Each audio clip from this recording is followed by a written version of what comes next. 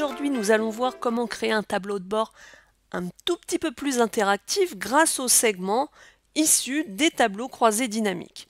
Alors, si vous avez suivi les deux premiers tutos correspondant au tableau croisé dynamique, vous avez déjà 4 graphiques qui sont réalisés.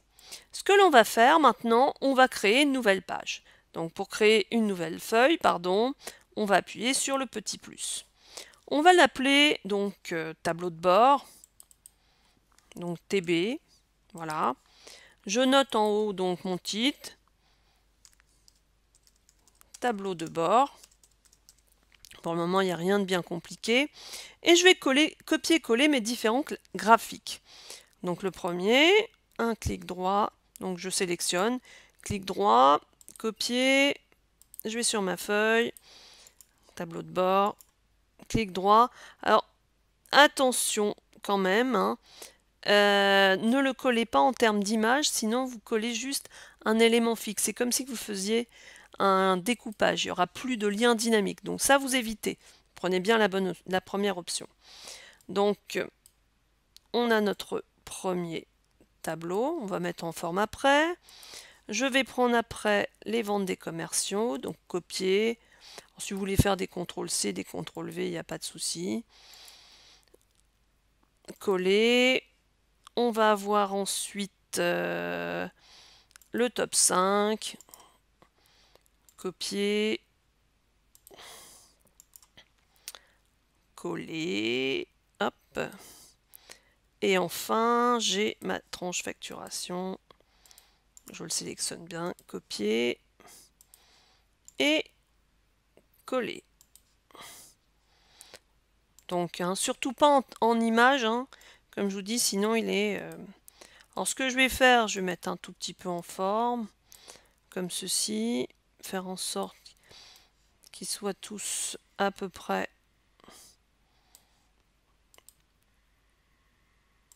de la même, des mêmes genres de dimensions. Voilà, hop. C'est un petit peu grossier, c'est pour être un petit peu plus rapide. Et surtout pour que vous voyez tout à l'écran. Voilà, c'est pas très joli. On va faire en sorte quand même que ça le soit. Voilà. Et puis, voilà. Alors, puis on colle un petit peu comme ça. C'est pas bobo.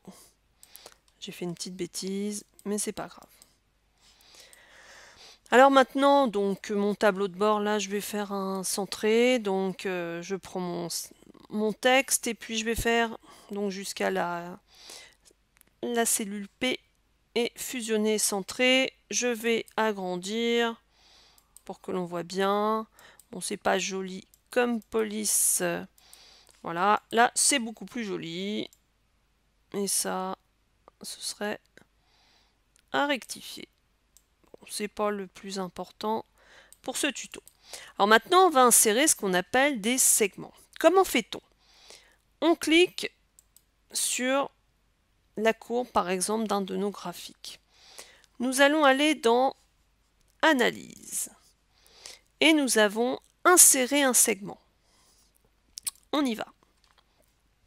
Alors au niveau des segments, moi ce que je vais vouloir savoir, c'est en fait par rapport à une variation de commerciaux et de pays, voir un petit peu les évolutions de mes différents tableaux. Et là, je vais valider en disant OK.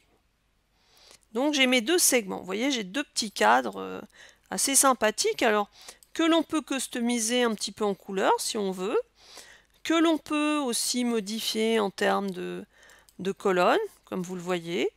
Il y a différentes petites choses que l'on peut réaliser. Mais pour le moment, si j'appuie dessus, il n'y en a qu'un qui bouge. Et moi, j'aimerais bien que tous mes tableaux croisés bougent ensemble. Alors, comment allons-nous faire? Très simple. Je vais ici sur mon premier segment pays, un clic droit, et je vais faire connexion de rapport. Et là, vous avez les différents éléments sur lesquels vous allez cocher, c'est-à-dire qu'on va relier tous les tableaux ensemble. et je dis OK. Et là, quand je clique, vous voyez, tous mes tableaux simultanément sont modifiés. Alors, on va faire la même chose pour les commerciaux. Donc, connexion de rapport. Et on coche toutes les petites cases. Alors, s'il y en a certaines que vous ne souhaitez pas cocher, eh bien, vous pouvez le faire aussi. Et là, donc, on a nos deux segments qui sont reliés à tous nos graphiques. Et dès que je modifie, je vais avoir les données pour chacun. Ça, c'est quand même plutôt magique. Alors, on a un autre type de segment qui existe. Donc, je vais recliquer sur mon graphique. Je retourne ici dans Analyse.